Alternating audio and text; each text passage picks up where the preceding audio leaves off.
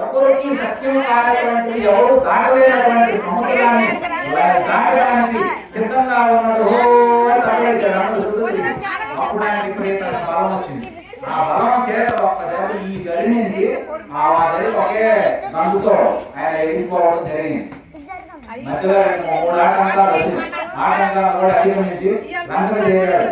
లంకకు చేరేటప్పటికి జరిగింది ఇప్పుడు ఉదయం. అక్కడికి ఆయన మధ్యాహ్నానికి పోయాడు. లంక దాటి పోయి మరి పగులు పోతే ఎట్లా ఉంటుంది అని చెప్పి సాయంత్రం చుట్టూకేదాన్ని బయట ఉన్నాడు. బయట ఉన్న తర్వాత చిన్న రూపం ధరించి లంకలో ప్రవేశించాడు. రాజులు పోయే రాక్షసులందరూ నిద్రపోతా ఉంటే అందరూ ఇళ్ళని తిరిగి చూశాడు. ఎక్కడ దీపం లేమో అప్పుడు దర్శనం లేదు, ఇప్పుడు చూడాల. తర్వాత రావణాసురుడు లంకలో ప్రవేశించాడు. రావణాసురుడు మండోదరు ఇద్దరు వాడు దంపతులు కదా, వాడు వైభవంగా ఉంది వాడి మందిరం అంతా. అందులో పోయి చూసి అలంకారం చాలా అందం, మండోదరు కూడా చాలా బాగుంటుంది. ఆమె చూసి ఏమైనా సీతమ్మ ఏంటనే అనుమానం వచ్చింది. మళ్ళీ ఆయన అనుకున్నాడు, ఇట్లుంటే సీతమ్మతో ఆయన వెళ్ళిపోతుంది కాకపోతే అని చెప్పి అక్కడి నుంచి బయటకు వచ్చింది. లంకంతా వెతికింది, ఎక్కడా కనపడాలా.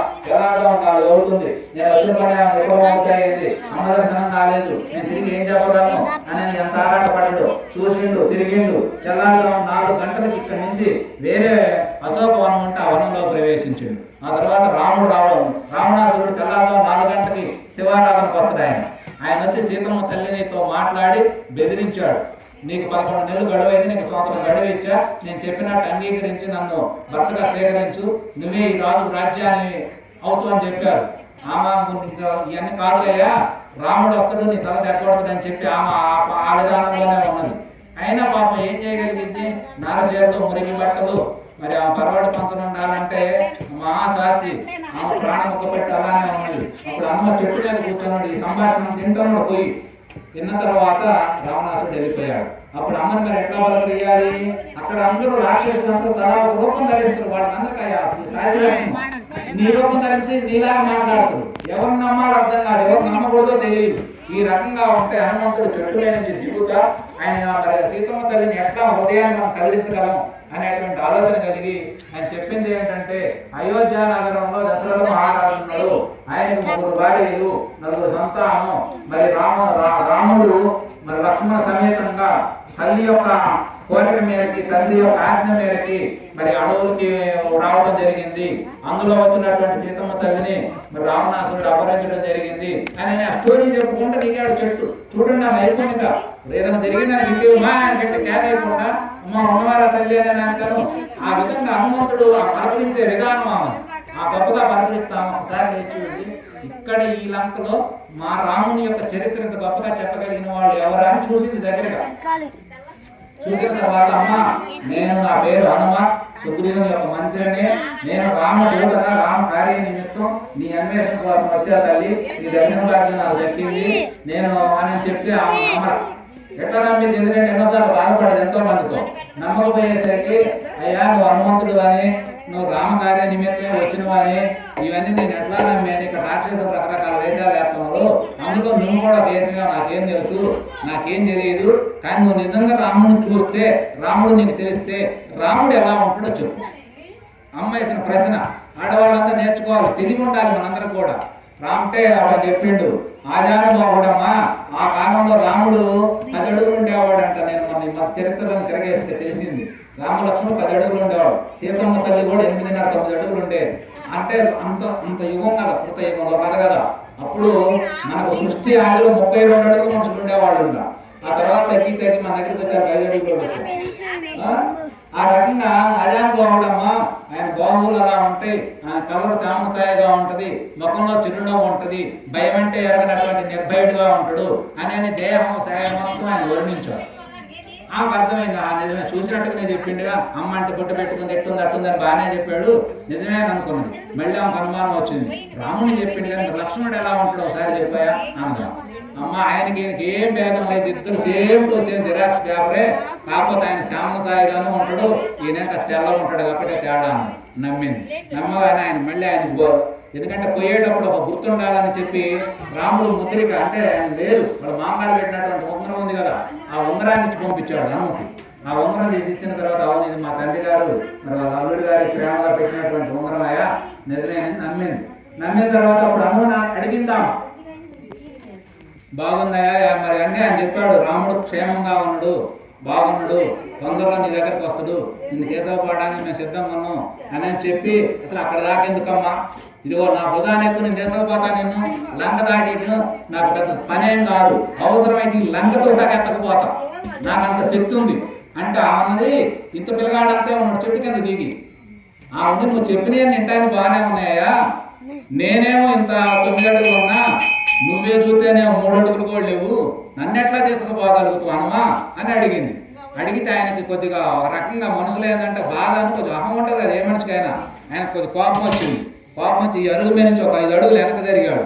జరిగి ఒక్కసారిగా దేహం అంతా విపరీతంగా పెంచి ఆకాశానికి పెరిగాడు. ఎందుకంటే ఆయనకి అష్టసిద్ధులు, బ్రహ్మదేవుడు ఇచ్చినటువంటి సిద్ధులు ఉన్నాయి.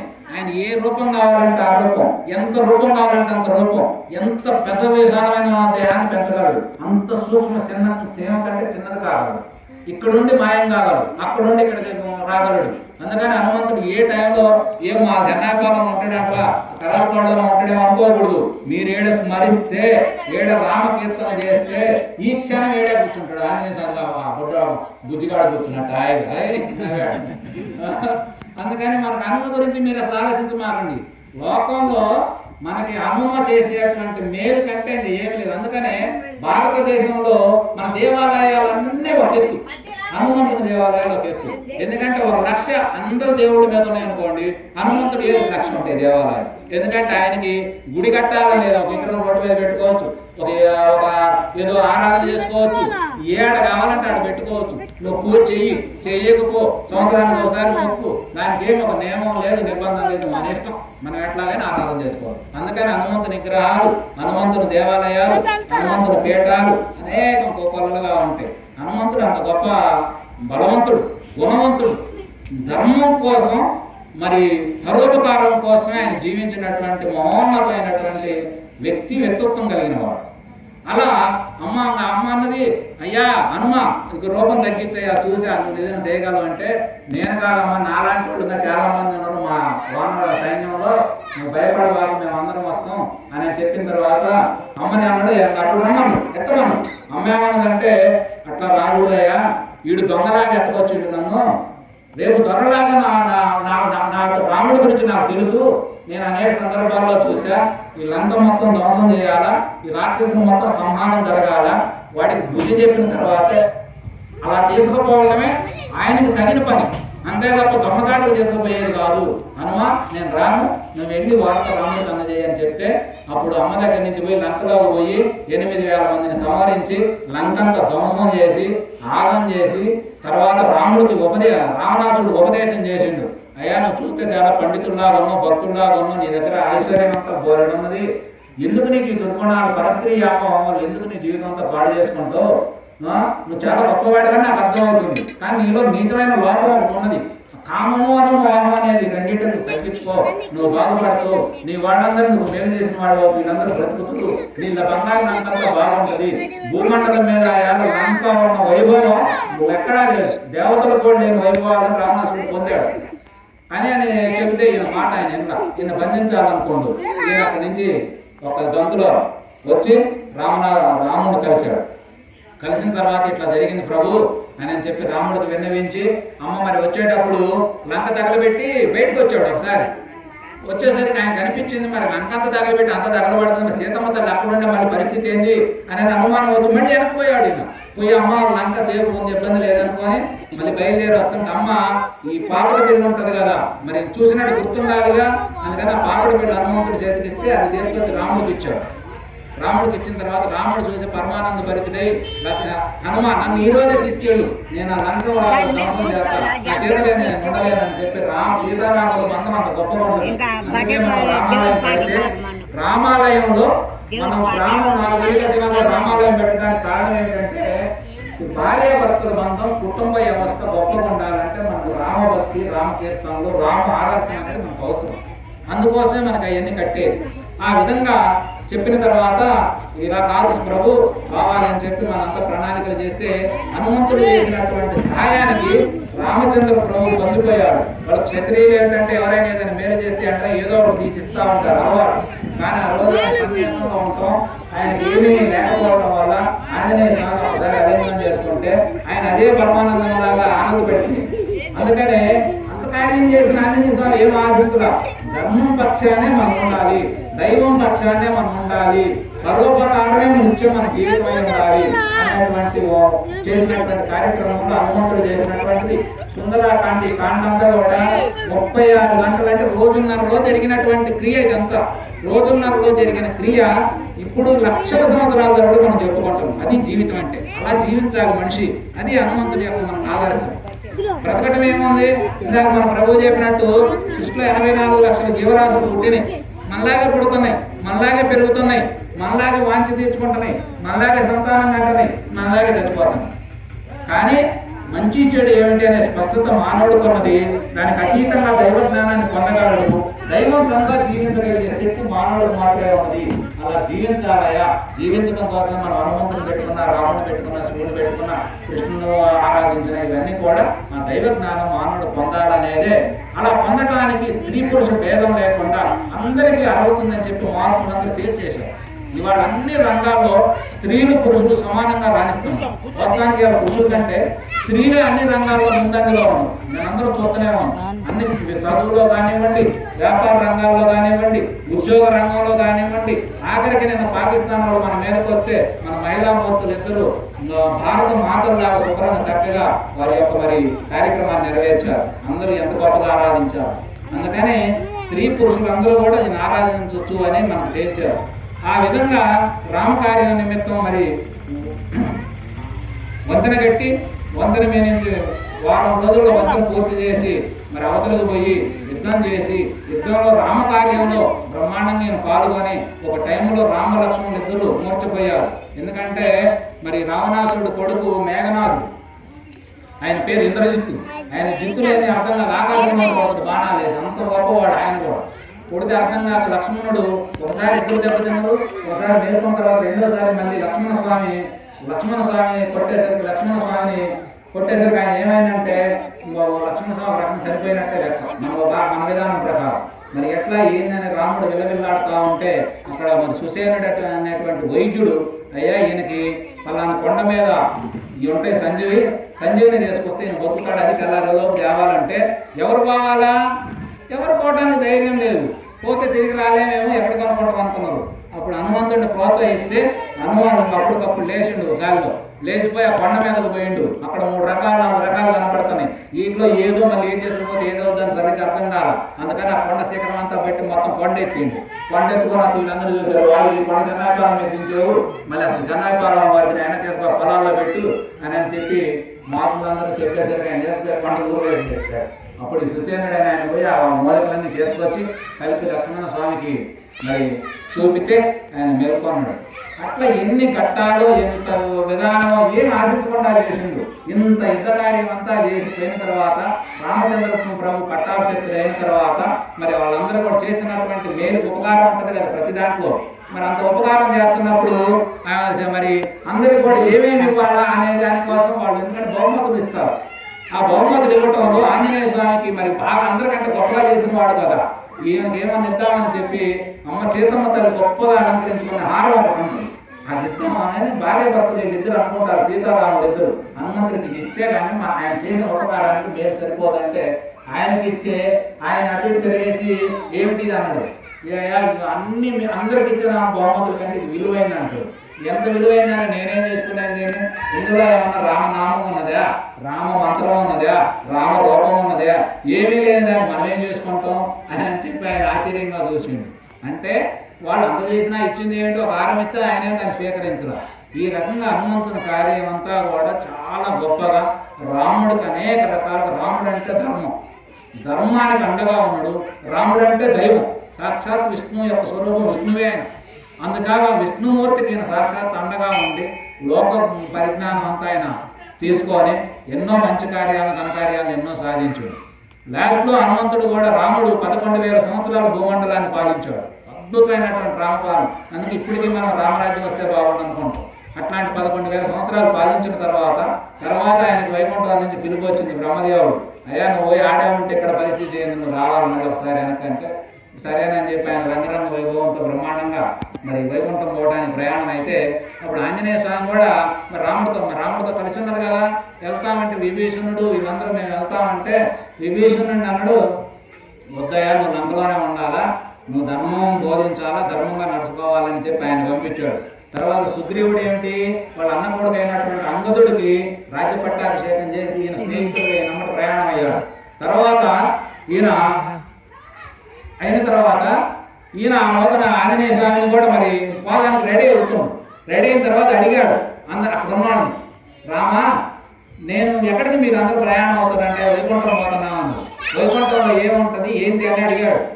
అడిగితే అమాయకంగా అడిగితే వైకుంఠంలో ఏముంటుంది, నిత్య నూతన యవ్వనం ఉంటుంది, ఆనందం ఉంటుంది, శాంతి ఉంటుంది, ఇక అంతా అక్కడ అంతా మాది పరవశించిపోయే పరమానందమే తప్ప వేరే ఉండదు.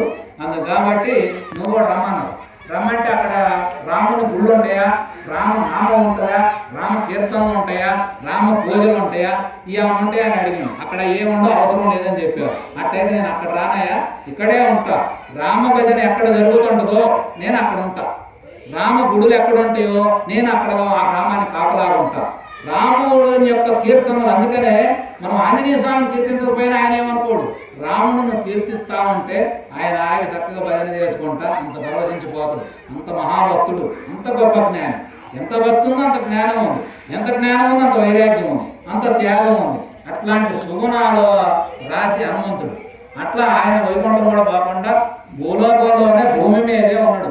సప్త చిరంజీవులు అంటే 7 ఉన్నారు మనకు చిరంజీవులు. వాళ్ళు జన్మించారు కానీ మరణం లేదు వాళ్ళకి. ఆ మరణం లేని చిరంజీవుల్లో ఈయన ఇప్పటికే ఆయన జీవించే ఉన్నాడని మన శాస్త్రాలని మనకు తెలియజేస్తున్నాయి. ఇప్పటికీ భక్తులు బాగా ఫీల్ అయ్యి దర్శించేవాళ్ళు ఆయన దర్శనాలు జనాలు పొందుతూనే ఉన్నాం. ఆయన ద్వారా మనం అనేక రకాలుగా నమ్మొచ్చు. మనం మరి హనుమత్ జయంతి కూడా ఈ మధ్యకాలంలో బాగా వ్యాప్తి చెంది బ్రహ్మాండంగా అనేక గ్రామాల్లో బాగా చేస్తున్నాం. మేము మా గ్రామంలో కూడా ఇప్పుడు 22 ఏళ్ల నుంచి కార్యక్రమాలు చేస్తున్నాం.